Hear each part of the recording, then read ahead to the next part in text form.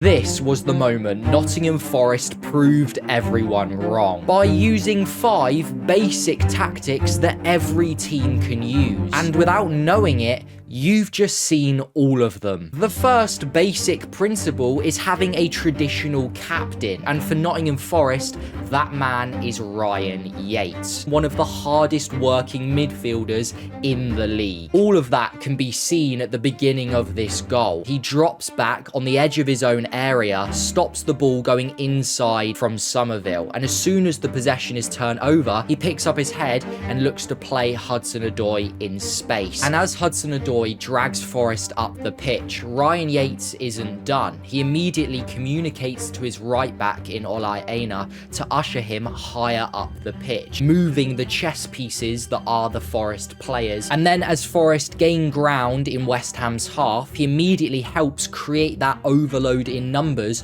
on the left hand side. It's a basic part of football, being a true leader that can do the dirty work on the edge of his own 18 and then push up the pitch and join the attack. But it's one of 5 basics in this video that Nottingham Forest have to prove everyone wrong. And the second might still be simple, but it's so effective. And as we can see here, Forest have created a real heavy overload on the left hand side with lots of numbers, and it's used to create quick combinations to break your defense. Forest aren't going to fall into the trap that a lot of mid to low table teams will fall into. They're not looking to play expansive football in their own half, looking to attract pressure from the opposition so they can play through them, similar to a Roberto De Zerbi, but they're also not looking to pin a team back on the edge of their own 18 and pin them with possession of their own, similar to a Russell Martin. It's almost a combination of the two. Instead, Forest like to create these wide overloads, really committing a lot of numbers to one flank of the pitch, hoping to achieve quick, short passes, hoping to entice the pressure from the opposition. And as West Ham make their move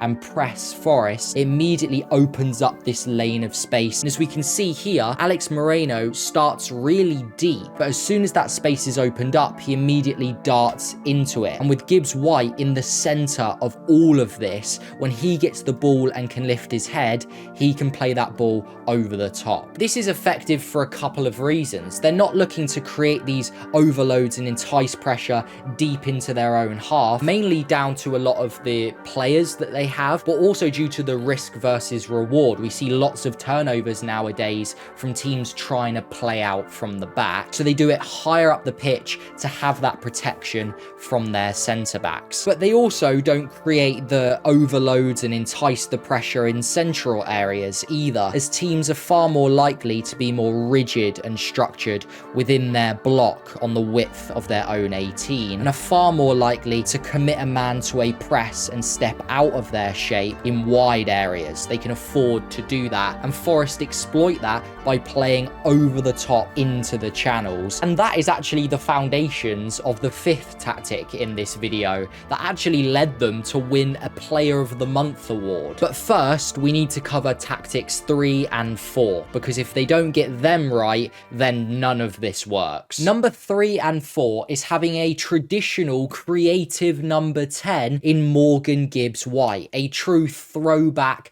advanced midfielder. And number 4 is having underlapping fullbacks. Now, despite how attacking Forest's fullbacks are, they do have touchline wingers in Hudson-Odoi and Anthony Elanga. So the fullbacks operate just inside of them, almost 5 yards in and out of the 18-yard box, operating in this channel here. This allows them to go across their winger, who then can drive inside, but also when they do get the ball, they're closer to the goal to get a better, more effective cross into the box. And we can see in all of the screenshots from the goal that when the ball is on the left hand side, Ola Aina doesn't hold the width on the right, but instead operates far more deep into the pitch in these half spaces, probably helping circulate the ball if needs be. But also he has the technical ability to operate more as a midfielder when the ball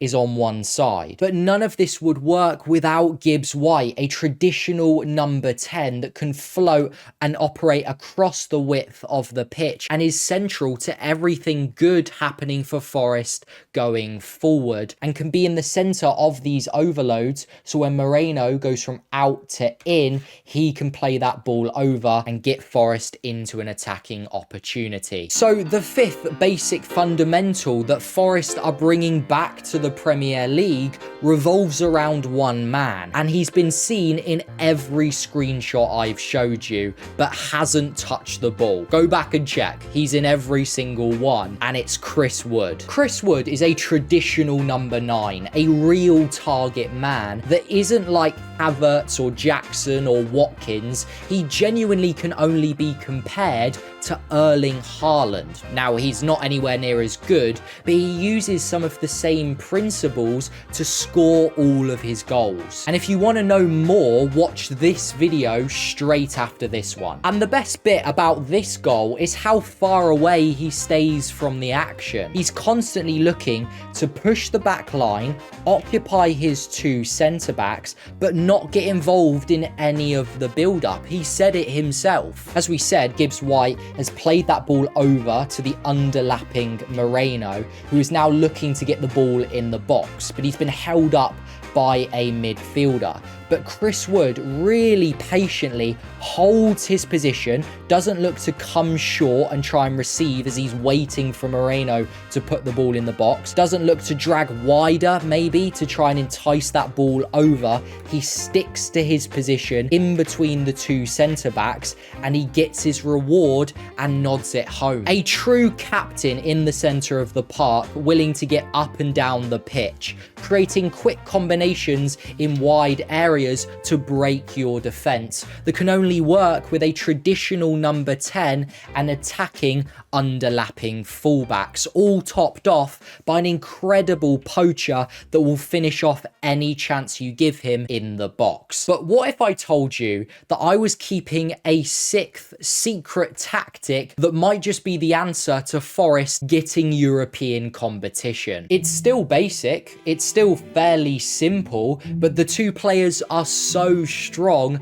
that Forest can barely be scored against, and it's the 2 centre-backs. Specifically, I want to talk about Murillo. See, in order for Forest to continue their good form, they'll need to perform against these higher level opposition. And in this screenshot here, we can see the best of the centre-back. He immediately anticipates the ball going into Cole Palmer and steps out from his back line and intercepts the ball brilliantly. But he's not done there. Once he gains back possession and regains his composure, he's able to drive through the Chelsea midfield and is able to get a shot off versus Sanchez. This shows the 2 best qualities of the Forest centre-back. His ability to read and anticipate the play in front of him and then be aggressive in stepping out of his back line, but also being able to play forward, bring the ball into midfield and able to affect the attack going forward. He does this again versus Chelsea, wins the ball off Jackson and immediately pushes into the midfield with the ball at his feet and runs past both of his own 6s. But none of this would be possible without the solidity of the defence, and both Murillo and Mikalenkovic are the 2 centre-backs that are the foundations of a brilliant Nottingham Forest defence. As we can see in these screenshots,